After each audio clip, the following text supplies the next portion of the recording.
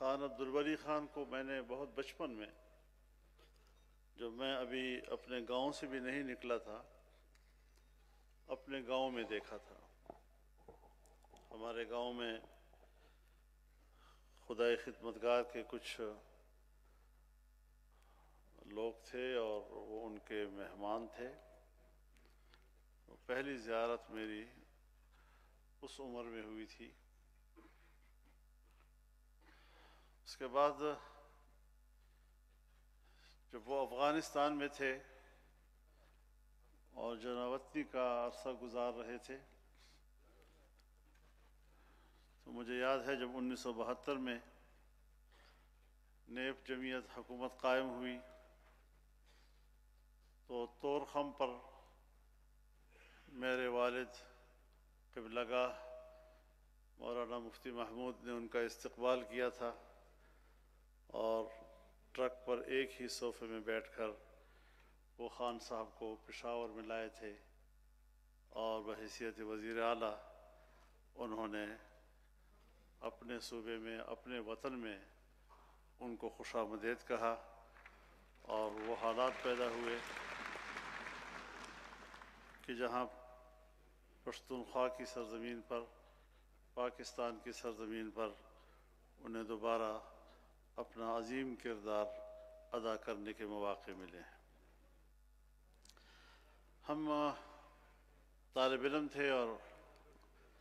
آپ کو معلوم ہوگا میں تو دارالعلوم حقانیہ اکوڑا خٹک میں پڑھتا تھا۔ تو خان صاحب چار سدے میں ہوتے تھے، رزڑ میں ہوتے تھے، شاہی باغ میں ہوتے تھے، ولی باغ میں ہوتے تھے، تو ان کے پاس آنا جانا بھی ہوتا تھا، ملاقاتیں بھی ہوتی تھیں، اور ان کی آنکھوں میں جو چمک میں دیکھتا تھا وہ صرف آنکھوں کی چمک نہیں تھی، وہ بر صغیر کی تاریخ کی ایک چمک تھی، اور اسی سے ہم بر صغیر کی تاریخ سمجھتے تھے۔ ہم بے باک سے تھے، جوانی تھی، بچپنا تھا، تو بے باکی سے باتیں کر لیتے تھے۔ میں ان کی خدمت میں حاضر ہوا تو میں نے کہا کہ بابا جی یہ کیا لوگ باتیں کرتے ہیں کہ آپ کے علماء سے اختلاف ہے؟ تو مجھے سیدھا دیکھا اور کہا کہ شیخ الہند تمہارا لیڈر تھا یا میرا لیڈر تھا؟ شیخ الہند تمہارا استاد تھا یا میرا استاد تھا؟ شیخ الہند کی جمعیت علماء تو نے بنائی تھی یا میں نے بنائی تھی؟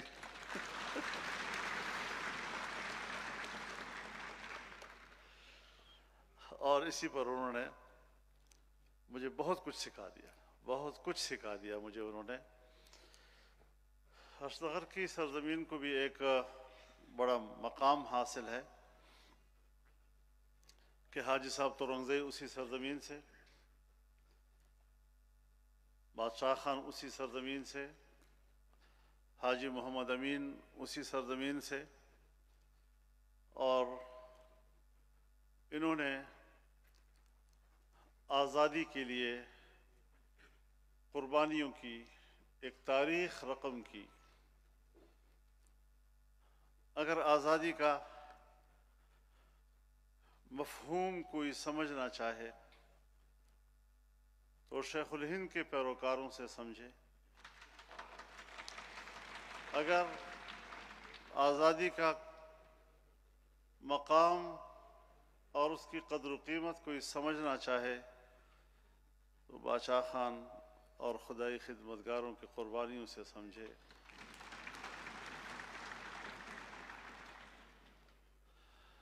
آج تو ہر آدمی چوراہے پہ کھڑے ہو کر غلامی کی علامت بھی کہتا ہے ہم آزادی کی جنگ لڑتے ہیں۔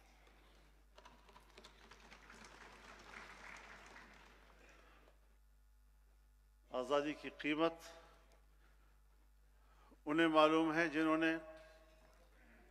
ہزاروں کی تعداد میں، ایک تعداد 50,000 بتائی جا رہی ہے کہ جو سولیوں پہ لٹکائے گئے، توپوں کے سامنے کھڑے کیے گئے، اور ایک انگریز کہتا ہے کہ ہزاروں لوگ قطار میں تھے ایک ایک آدمی سے کہا گیا کہ اتنا کہہ دو کہ میرا اس تحریک سے تعلق نہیں، ہم آپ کو چھوڑ دیں گے۔ ہم نے سب کو توپ سے اڑایا، اور ایک آدمی بھی ایسا نہیں تھا جس نے کہا کہ میرا اس تحریک آزادی سے تعلق نہیں ہے۔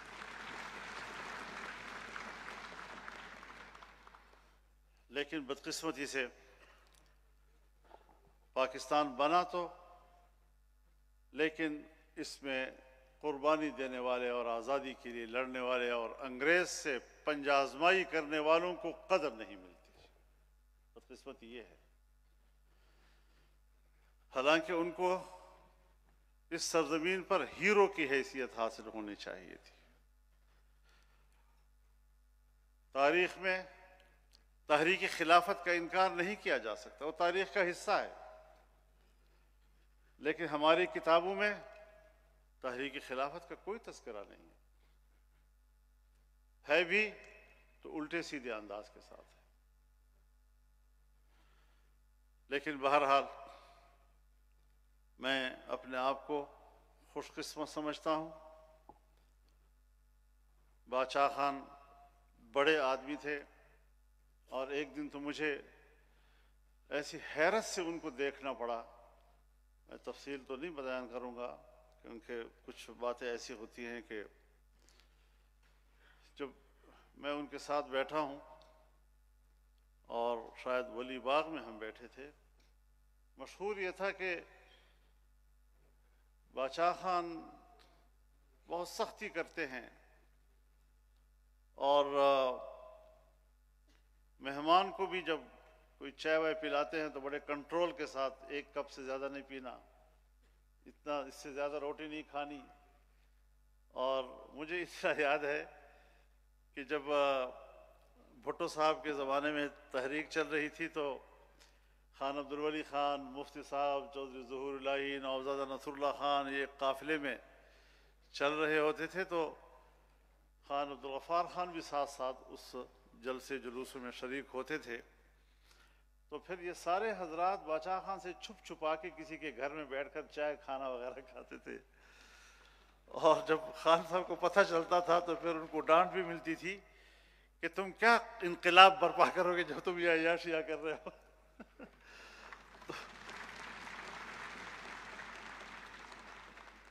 تو ایک دن میں ان کا مہمان ہوا، تو اس دوران میں میرے مہمان وہاں بننے کا سبب یہ تھا کہ دلی میں جمعیت علماء ہند نے حضرت شیخ الہند سیمینار رکھا تھا، تو میری ڈیوٹی لگائی تھی کہ آپ نے باچا خان کے پاس جا کر ان کو دعوت دینی ہے تاکہ وہ یہاں دلی آ کر اس میں شریک ہو سکیں۔ تو اس غرض کے لیے میں ان کے پاس گیا تھا،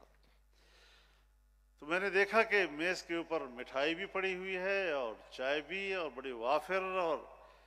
میں نے ڈرتے ڈرتے جب ایک کپ پیا تو خیال کیا کہ اب تو باچا خان ہمیں دوسرا کپ نہیں پینے دیں گے، تو باچا خان نے کہا کہ مولانا صاحب کو دوسرا کپ بھی بھر کے دو۔ تو اس کے بعد جب مٹھائی تقسیم کی تو سب کو مٹھائی تقسیم کرنے کے بعد کہا کہ مٹھائی واپس لا کر مولانا صاحب کے سامنے رکھو۔ میں نے سوچا کہ آج معمول سے رویے بدلے ہوئے ہیں، یہ ان کی ایک شفقت تھی، ایک محبت تھی جس کا انہوں نے اظہار کیا، اور اس سے آگے جا کر میں آپ کو عجوبہ سناؤں، میں نے کبھی اس کا اظہار نہیں کیا، لیکن آج ان کا تذکرہ ہے تو ہونے دیں، اچھا ہے۔ تو میری طرف دیکھ کر کہا کہ فضل الرحمان بات سنو، یہ ولی کو ذرا سمجھاؤ، اس کو سیاست کرنی نہیں آتی۔ اب میں ہکا بکا ان کی طرف دیکھ رہا ہوں کہ چلو ولی کہنا تو آپ کا حق ہے، آپ کا بیٹا ہے، لیکن میرے لیے تو ان کی حیثیت باپ کی ہے، میں تو اسے سیاست سیکھتا ہوں، میں نے اس کو کیا سمجھانا ہے۔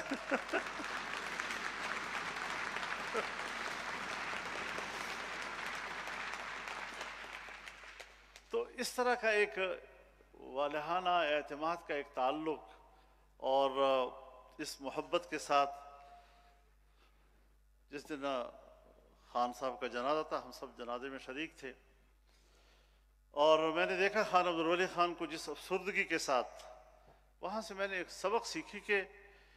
باپ بیٹے کے لیے عمر کی کوئی قید نہیں ہے۔ جس طرح چھوٹا بچہ یتیم ہو کر باپ کے جانے کا احساس کرتا ہے، بڑی عمر میں بھی خان صاحب کو میں نے اسی احساس کے ساتھ دیکھا۔ اور ان کے ایک اور رفیق تھے اسیر مالٹا، مولانا عزیر گل رحمۃ اللہ علیہ، کاکا خیل تھے، اور ہم خاکوٹ جاتے تھے اور وہاں سے میاں گانو سیارے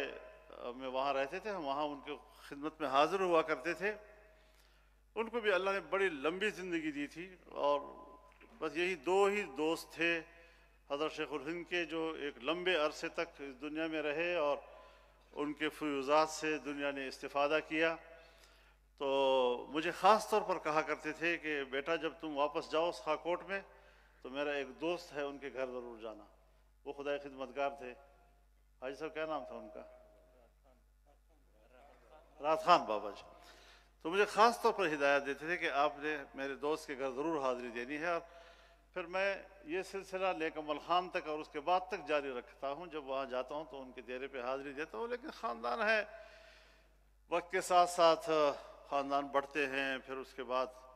حجرے تبدیل ہو جاتے ہیں، میزبان تبدیل ہو جاتے ہیں، یہ اللہ تعالیٰ کا ایک قدرتی نظام ہے۔ تو یہ ایک رشتہ اور تعلق ہے، اور جب خان صاحب دنیا سے چلے گئے تو مجھے یاد ہے جب میرے والد صاحب کا انتقال ہوا تو میں جیل میں تھا 82 میں، اور پھر اس کے بعد خان صاحب ڈیرہ اسماعیل خان تشریف لائے، باچا خان صاحب، اور کہا کہ میں فضل الرحمان کو ملنے جیل جاؤں گا، اور ساری پولیس اور فوج اور سارے الرٹ ہو گئے کہ خان جیل میں آئے گا، کیسے آئے گا جی؟ میرے پاس جیل والے آ گئے کہ بادشاہ خان کی ضد ہے کہ میں فضل الرحمان سے ملوں گا اور اجازت ہے نہیں۔ تو میں نے کہا پھر کرو گے کیا ان کے ساتھ؟ انہوں نے کہا وہ بھی کھڑے رہیں گے اور ہم بھی کھڑے رہیں گے، کیا کر سکتے ہیں جی۔ تو یہ ایک محبت تھی ان کی۔ اور پھر میرے گھر گئے عبد الخیل، بغیر اطلاع کے گئے، اتنی بڑی شخصیت اور بغیر اطلاع اور پروٹوکول کے، اور جب میرے حجرے پہ آئے تو کوئی بھی گھر میں نہیں تھا سوائے میرے ایک سب سے چھوٹے بھائی کے، جس کی عمر 2-2.5 سال کی تھی۔ تو کہا اسی کو لے آؤ، اور اس کو گھر سے باہر بلایا، اس کو لایا گیا، اور باچا خان نے اس کو گود میں بٹھایا اور کہا بس میرا میزبان مجھے مل گیا ہے، میں آ گیا ہوں، مولانا صاحب کو اطلاع کر دو کہ میں آپ کے گھر میں حاضر ہوں۔